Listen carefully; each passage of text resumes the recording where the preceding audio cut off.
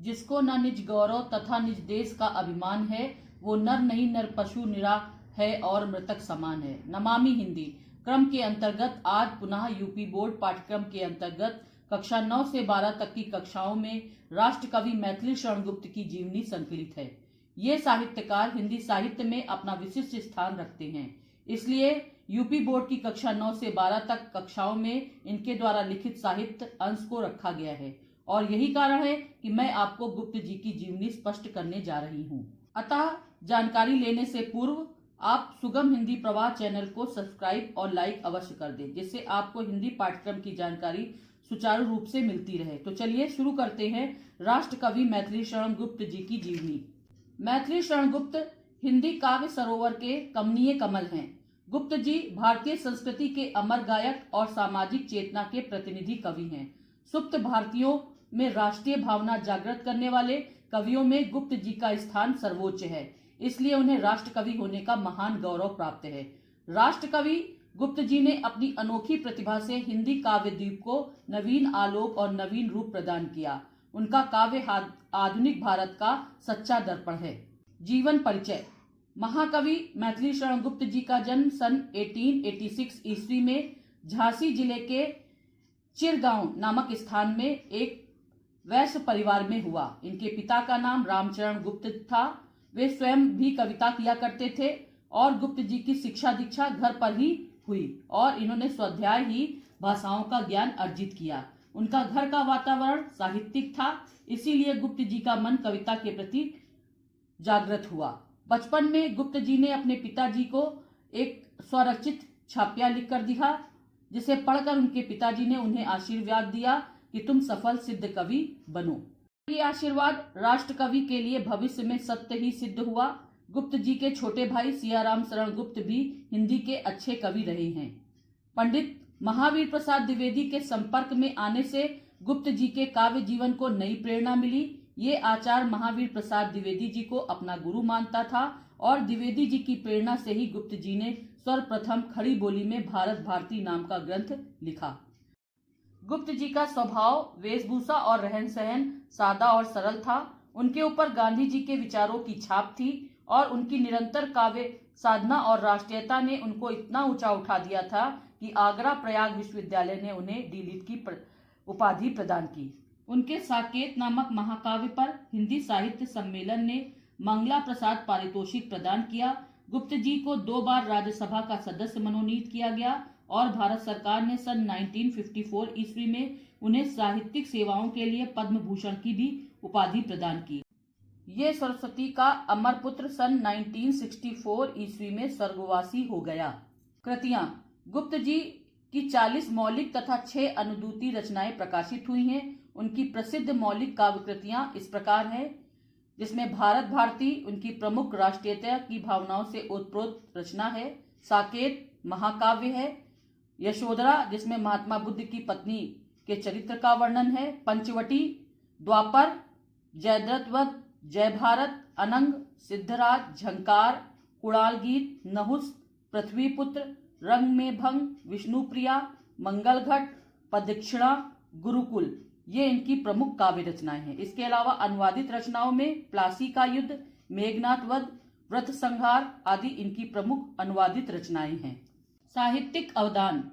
मैथिली शरण गुप्त का साहित्यिक अवदान भाव पक्ष और कला पक्ष में बटा हुआ है। इनके भाव पक्ष की प्रमुख विशेषताएं इस प्रकार है, जिसमें सर्वप्रथम विशेषता है खड़ी बोली एवं द्विवेदी युग के महाकाव्यकार। मैथिली शरण गुप्त आधुनिक युग में खड़ी बोली के निर्माता और उन्नायक कवियों में गिने जाते हैं। गुप्त जी ने द्विवेदी युग के सर्वाधिक लोकप्रिय कवि हैं और जिनके अंदर काव्य सृजना की प्रतिभा बचपन से ही विद्यमान थी। गुप्त जी की अगली विशेषता है राष्ट्रीयता एवं देश प्रेम की भावना। राष्ट्रीयता और देश प्रेम की भावना इनके काव्य में विशेष रूप से देखने को मिलती है। भारत भारती में उन्होंने प्राचीन भारतीय संस्कृति का प्रेरणाप्रद चित्रण किया है। इन रचना में व्यक्त स्वदेश प्रेम की परावर्ती रचनाओं में राष्ट्र प्रेम और नवीन राष्ट्रीय भावनाओं से परिणित है और उसके लिए देशवासियों का उद्बोधन उन्होंने इस प्रकार किया है। हम कौन थे क्या हो गए, और क्या होंगे अभी, आओ विचारे आज मिलकर ये समस्याएं सभी।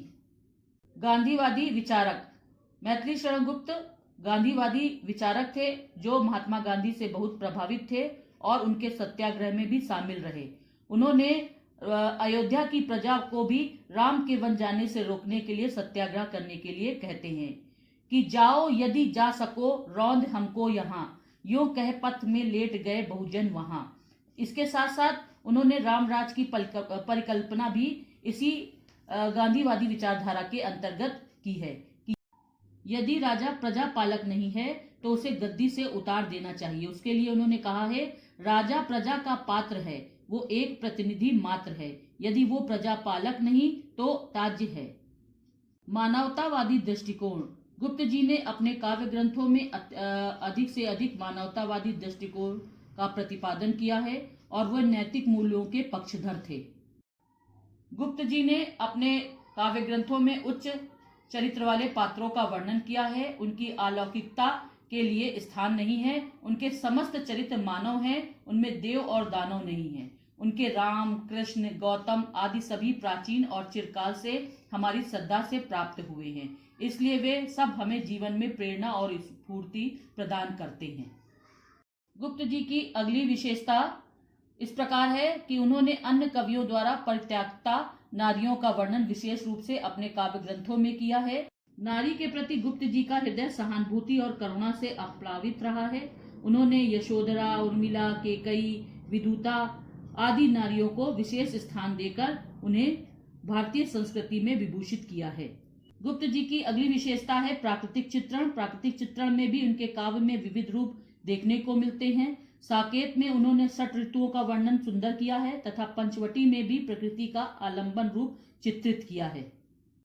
कला पक्ष गुप्त जी की कला पक्ष की विशेषताएं इस प्रकार हैं। भाषा गुप्त जी ने अपने काव्य को लिखने के लिए खड़ी बोली हिंदी का प्रयोग किया है और उन्होंने अधिकतर रचनाएं खड़ी बोली हिंदी में लिखी हैं जो सरल, शुद्ध, परिष्कृत भाषा में है। उन्होंने ब्रज भाषा के स्थान पर समर्थ काव्य भाषा को सिद्ध कर दिखाया है और स्थान स्थान पर लोकोक्तियों, मुहावरों आदि का भी प्रयोग के द्वारा भाषा को रोचक बनाया है। गुप्त जी ने अपने काव्य ग्रंथों को लिखने के लिए विभिन्न प्रकार की काव्य शैलियों का प्रयोग किया है। उन काव्य शैलियों में जैसे साकेत में प्रबंध शैली का प्रयोग किया है तो उन्होंने झंकार और जय भारत, जयदत्त वृद्ध में मुक्तक शैली का प्रयोग किया है। सिद्धराज, यशोधरा आदि में गीत नाट्य शैली का प्रयोग किया है तो द्वापर नाटक में उन्होंने खंड काव्य शैली का प्रयोग किया है। गुप्त जी की छंद योजना भी विशेष प्रकार की रही है। उन्होंने विभिन्न प्रकार के छंदों का प्रयोग किया है। उन्होंने मुख्य रूप से मालिनी, पीयूष, मंद, क्रांता, बसंत, तिलका, दोहा, सवैया, आर्या, तोरक, मनहरण आदि छंदों द्वारा अपनी कविता को सुंदर बनाया है। गुप्त जी के काव्य में अलंकारों का बड़ा ही सजीव और स्वाभाविक प्रयोग है और उन्होंने अपने अलंकारों का प्रयोग करने में जैसे उपमा, रूपक, उत्प्रेक्षा, श्लेष आदि अलंकारों का सुंदर व्यंजना रूप से प्रस्तुतिकरण किया है। साहित्य में स्थान इस प्रकार गुप्त जी के काव्य में भाव और कला का मणिकांचन संयोग है। वे खड़ी बोली के निर्माता और उन्नायक कवियों में से एक हैं। गुप्त जी युग प्रतिनिधि कवि हैं। उनकी कविता में भारत की सच्ची आत्मा मुखरित हो उठी है, इसीलिए गुप्त जी सच्चे अर्थों में राष्ट्र कवि माने जाते हैं। उपरोक्त जानकारी प्रत्येक कक्षाओं के लिए इसी प्रकार से तैयार करनी है, परंतु कक्षाओं के अनुसार ये जीवनी के विस्तार को बड़ा या छोटा किया जा सकता है। परंतु ये जीवनी की ये जो जानकारी है आपके प्रश्न पत्र हेतु तैयारी के लिए उपयुक्त है, जिसे आप तैयार करके अच्छे अंक परीक्षा में प्राप्त कर सकते हैं। और आज इस जानकारी से आपके लिए प्रश्न है कि गुप्त जी के महाकाव्य का क्या नाम था। इसका उत्तर आप कमेंट बॉक्स में अवश्य दें, जिससे मुझे इस बात का पता चल सके कि कितने सक्रिय विद्यार्थी हैं जो इस ज्ञान से लाभ उठा रहे हैं। धन्यवाद।